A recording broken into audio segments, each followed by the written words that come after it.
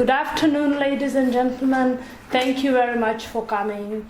It's my pleasure to welcome you to this event on national dialogue scope and limits of influence as a peacemaking tool. I'm Anastasia Voronkova, a research fellow for armed conflict here at the Institute. I also added our annual publication, the Armed Conflict Survey.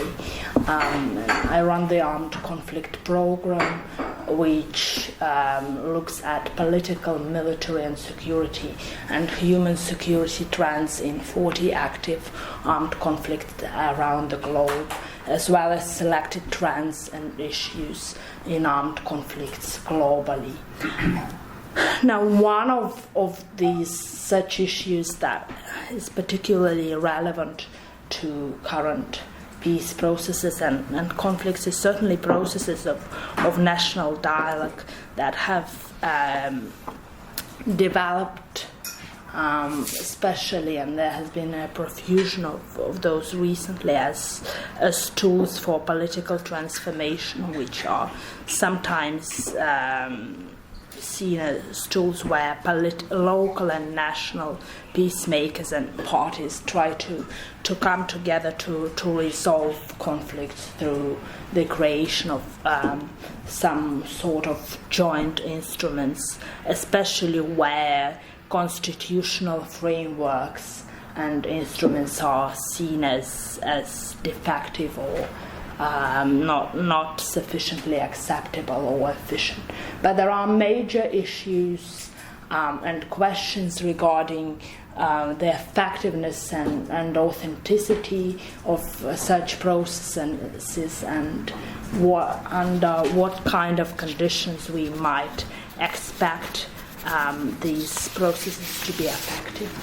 I'm delighted to welcome today to speak about some of these issues and challenges involved in national dialogues, Dr. Katia Papagianni, who is the Director for Policy and Mediation Support at the Center for Humanitarian Dialogue in Geneva. Dr. Papagianni has a wealth of experience in supporting various peace processes in Libya, Syria, Myanmar, Ukraine, the Philippines. And she has done extensive work on national dialogue and dialogues and peace processes, including numerous publications. So Katia will speak for about 20 to 30 minutes, and then there will be time for Q&A. Great. Thank you. Thank Over you, to you. Thank you very much. It's very nice to be here today. I was telling Anastasia that HD's, the Center for Humanitarian Dialogue, we call ourselves HD. HD's usual circle of thinkers extends to Switzerland and maybe a little bit the surroundings. So I was very happy to come a bit farther and meet thinkers and actors here in London. So thank you very much for the invitation. My thinking and the argument that I would like to present to you today about national dialogues is mostly based on personal experience in working in 3 national dialogues and a bit of research. So I come to you today more as a practitioner rather than as an academic, but hopefully will be analytical enough. Just to give you a bit of background, I worked for the United Nations in the Iraqi National Dialogue Conference in 2004, in the Yemeni National Dialogue Conference of 2013, and with my current organization, with HD, we have been supporting all parties involved in the political dialogue in Myanmar, the political dialogue that is following or supposed to follow the nationwide ceasefire agreement. So most of my thinking has come from those 3 processes and, of course, some research. And this is a time that national dialogues are very much scrutinized in the mediation field, in the peacemaking field, mostly because, in general, we are having a period of introspection and analysis combined with some experimentation about our practices. As you all know, this has been a difficult 3 to 5 year period for peacemaking. various conflict trends are basically worsening. Actually, all conflict indicators more or less are worsening, but Anastasia knows this better than me. There's a lot of thinking about what can we do better. In the context of this thinking, the issue of national dialogues has come up because especially during the processes that came after the Arab Spring, there were a few of those national dialogues that took place of varying quality and varying effectiveness. And so this is where the whole discussion currently within our field is situated. How can we make sure that these dialogues are effective, and in general the field can be more effective? And specifically, national dialogues are relevant to this discussion because they try to accommodate many constituencies and participants in a conversation about the future of a country or the effort to end the conflict. And this approach is relevant in some of the conflicts that we currently work on because of the fragmentation that we observe in many of the conflicts. We have fragmentation of armed groups, we have fragmentation sometimes of states. So there's so many actors that you have to include in some cases in the peace processes that national dialogues become a useful tool to consider if you're in a situation where actually including many actors is considered important in ending the conflict. So this is I think the reason that national dialogues have become more used or more prevalent, because they offer this possibility of including many voices and many constituencies in one negotiation process. So what I would like to do in the next 20 minutes is offer just a short kind of description, definition of national dialogues, and then go to the main argument that I would like to share with you today, which is namely that national dialogues are quite well placed to strengthen and legitimize an agreement or a deal or a vision that elites and leaders have already shaped, have already negotiated, they have already agreed more or less. And the national dialogue then is very well placed to take that agreement and put more meat on the bone, so to speak, to strengthen it and bolster it. However, national dialogues are not as effective when they're starting from more or less from scratch. When you expect the national dialogue itself to generate an agreement that will make an important difference in ending the conflict, then it's very difficult, and we'll discuss what is the case. So the main message is that, yes, this is a useful tool. Yes, it's useful to think of it in terms of accommodating multiple constituencies, but we have to be very careful and, in a way, realistic in terms of the expectations we have of national dialogues in terms of contributing to the end of a conflict, or at least to the reduction of tensions and the reduction of violence. So this is my main point. So what are national dialogues? Probably most of you have seen and heard quite a few of these instances the past few years. So they're essentially inclusive negotiation processes. They tend to be large. I would say at least a couple of hundred participants. They tend to include diverse constituencies. So you would have obviously the government, political parties, armed groups, in various social groups depending on the country. You may have religious leaders, in some cases labor unions, professional associations, civil society organizations, depending on the makeup of the society and the politics of a given country. But in general, it's a diverse gathering. It's a negotiation with diverse constituencies. The participants of national dialogues are not elected. They're not elected like parliamentarians are. They're actually either appointed or selected. So we can go into details in the Q&A about this selection process, which can create quite a few sensitivities actually about the legitimacy of a national dialogue. But there are limitations in actually electing a national dialogue, and we don't have examples of participants of national dialogues being elected. So the agendas of national dialogues tend to be large. They tend to be ambitious to address the main issues facing the country as a whole and the society as a whole, to think about the root causes of a conflict, So the agendas are not narrow and concrete, but they're expansive and ambitious. The mandate tends to come from a parliament, from the government. In countries that are exiting actual armed conflict, they may come from the peace agreement itself. So there is usually some sort of legal continuity that leads to a national dialogue and places it in a political transition. In terms of its decision-making rules, the national dialogues design their own decision-making rules. Usually a preparatory committee before a national dialogue does that. And the main decision-making principle is consensus. So given that this is actually a negotiation, it's not a parliament, although it's big, the national dialogues don't take decisions based on simple majority. So if 51% of the participants of a national dialogue agree on something, it doesn't mean that that's the end of it. They usually try to create a higher level consensus than that. And so the principle of consensus is very important, and that's what makes the national dialogue essentially a negotiation as opposed to simply a parliamentary type of gathering. So these are the main contours of what national dialogues are.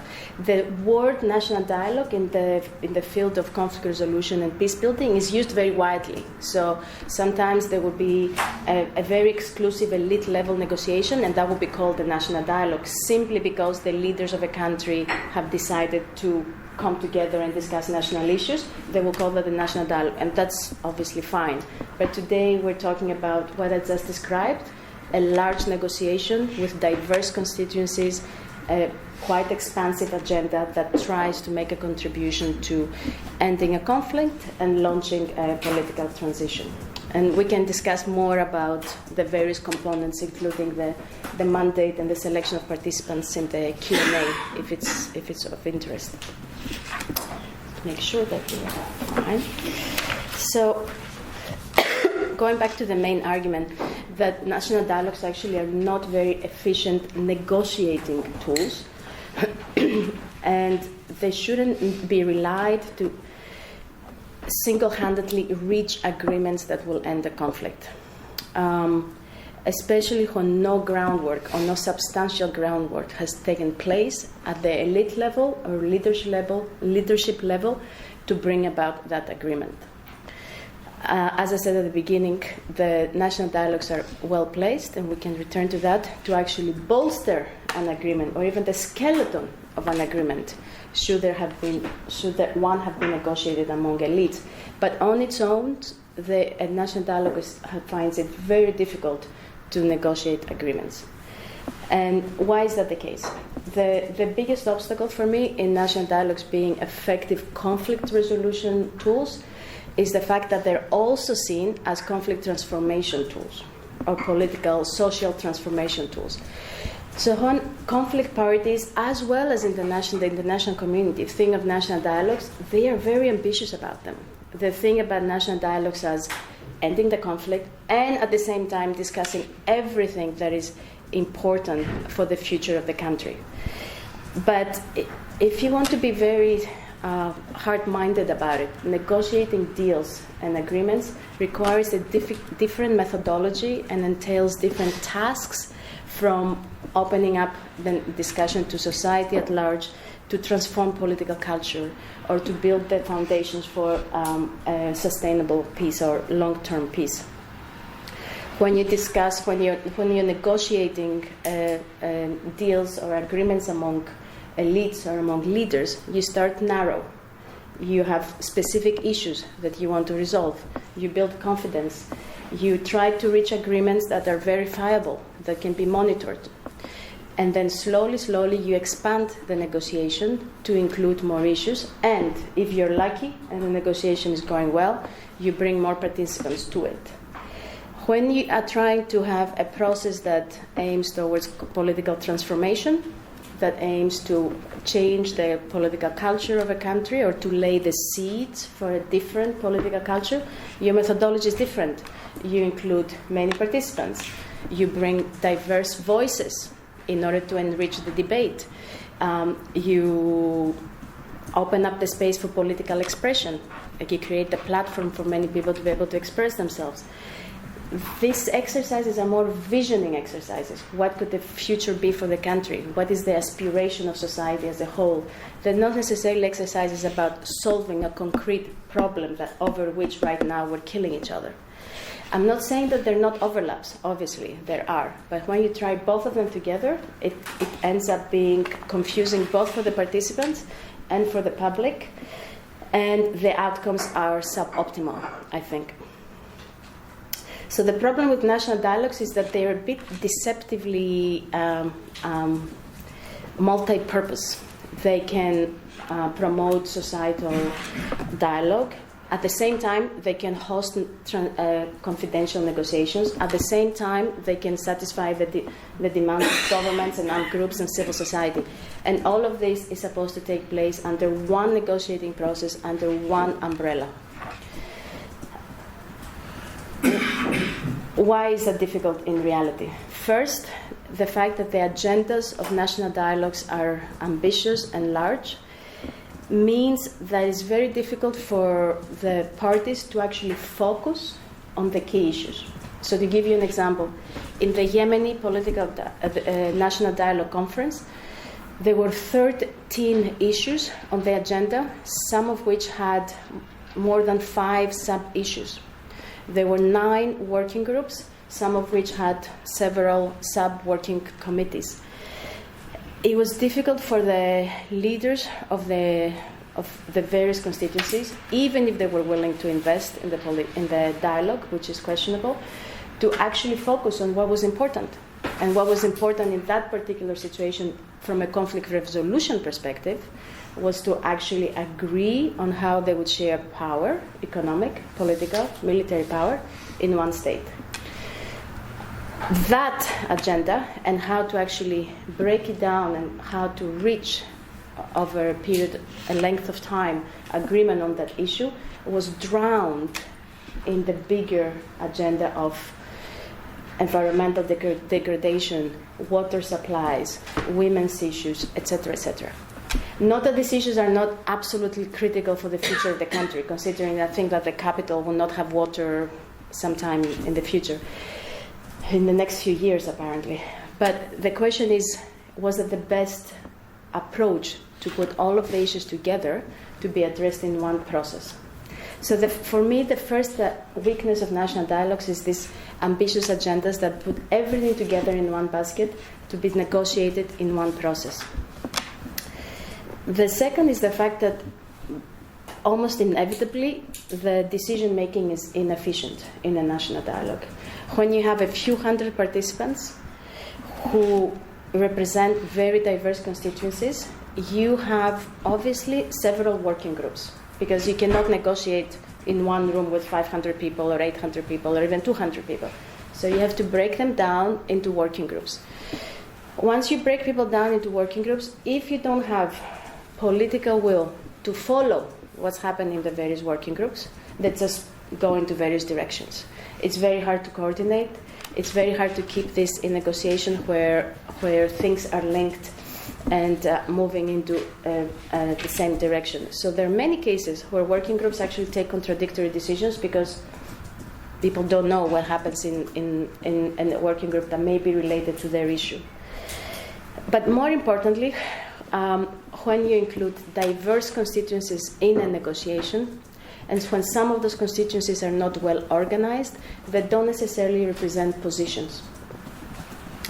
And so in the Yemen dialogue, for example, there were several situations where the constituency of civil society or youth or women couldn't agree on what their position was, because essentially these were individuals working in the civil society realm and making a very important contribution. But what did they specifically think about civil-military relations? It was very hard for them to reach an agreement on what they thought about an issue.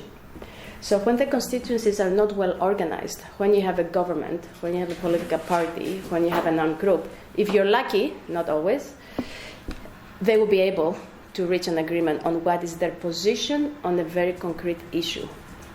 When you have a big negotiation with constituencies that are not very well organized, it's very difficult for them to have to have positions, quite simply.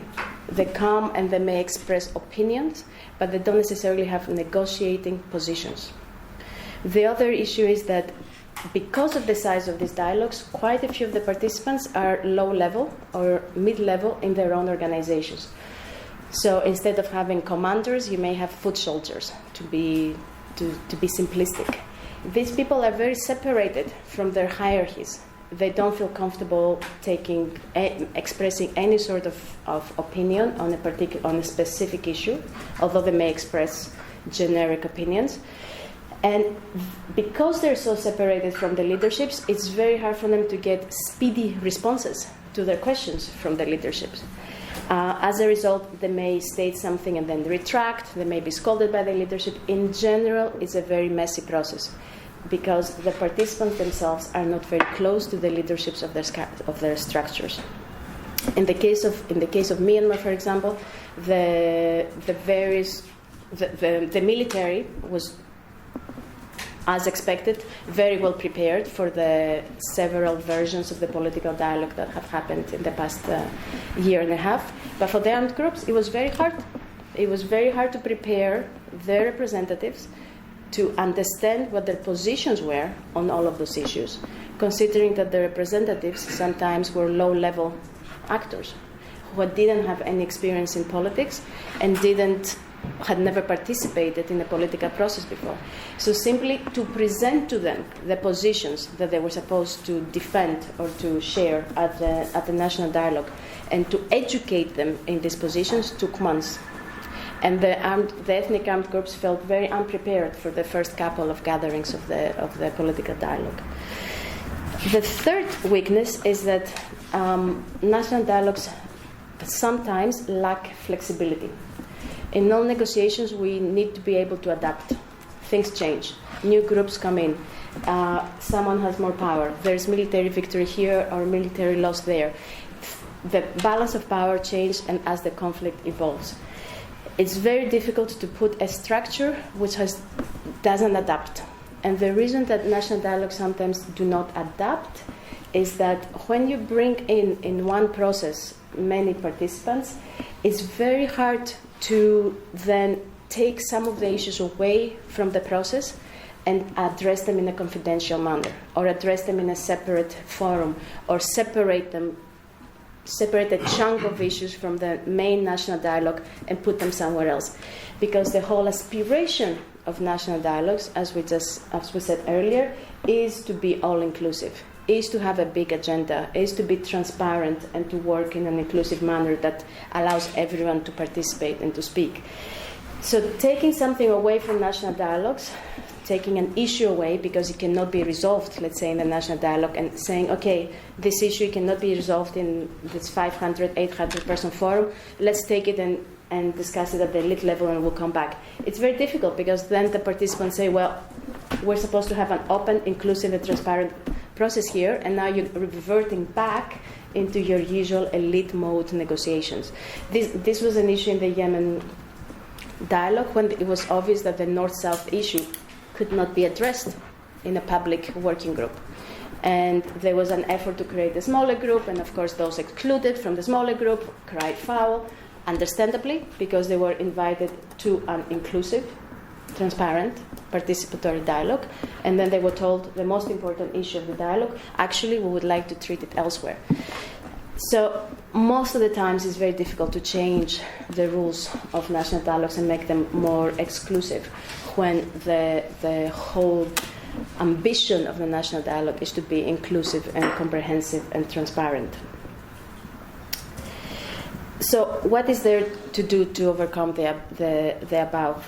The first is obvious, and it has happened in quite a few cases, is to use the tool of national dialogues in situations where the elites have already done quite a bit of groundwork, where there is, let's say, a skeleton of an agreement on an issue, where there is some trust that has already been developed, when there is something that can be given, either a set of principles or a direction for the negotiation to the national dialogue participants so they know which way they can go and they have something to work with. in general, it needs a lot of preparation in terms of negotiations, so the national dialogue doesn't get lost, and it's not aimless. So as much as possible, when national dialogues are preceded by negotiations among the leaders and the elites, that then prepare the ground for the national dialogue in the form of principles or draft agreements or outlines of agreements, then you can expect them to be more productive. So in the Central African Republic, for example, in 2015, we had the Banqui Forum, which wasn't, of course, the most incredibly successful event. However, it managed to move forward the transitional process by a few inches and to set a few agenda items and policy items in place that the government and everyone else would work on. But in order for the Banqui Forum, this national dialogue, to be effective, there were several negotiations between the government and the armed groups beforehand. For at least a year and a half, there were public consultations. They didn't just arrive at the Banqui Forum and said, so, what do you all think, 800 of you, about the way we should move forward? So it requires very realistic preparation about the issues, and definitely at the elite level. So then the elites, the leaders, will push this shared vision and shared consensus through the national dialogue. The second way to go about it is to opt for national dialogues that are smaller, that are more flexible, and they have a smaller agenda, so fewer items on their agenda. And of course, we have the example of the Tunisian national dialogue, which doesn't compare at all with what I just described, with the several hundreds of participants. The Tunisian national dialogue was just included the actors that needed to be consulted in order to solve the particular issue that they wanted to solve, namely the political crisis and how to deal with the government and the government stepping down before having elections. It didn't attempt to invite all society to participate. It didn't attempt to address all of the issues that are important for the future of the country. It just attempted to solve this one question of how to move forward the political process. And it was flexible. When one format didn't work, they adopted a different one. They changed the negotiation style, they changed a little bit the participants, they changed the facilitators, so that they will be able to respond to the needs of the process as things changed in the political process itself. And the third way to go about it would be to not try to house all negotiations under one umbrella, under one process, and to simply accept the messiness of parallel tracks and multiple tracks that are the reality of life for mediation and peacemaking practitioners currently. So many experts and commentators are criticizing the fact that currently in peace processes we have parallel tracks and multiple engagements with different actors, but at the same time this offers opportunities. When you have parallel tracks, you may be able to keep things separated from each other that they're not ripe yet to be linked. You may be able to reach out to difficult armed groups that the main political actors are not ready to include in a political process. You may be able to address issues that might be too sensitive to bring to the main agenda, but you may be able to do it in a separate negotiation, in a parallel negotiation. There is ways for the multi-track, parallel track approach to peacemaking to be effective in the situation that we've currently face in many of the conflicts, namely the situation of fragmentation and multiple agendas.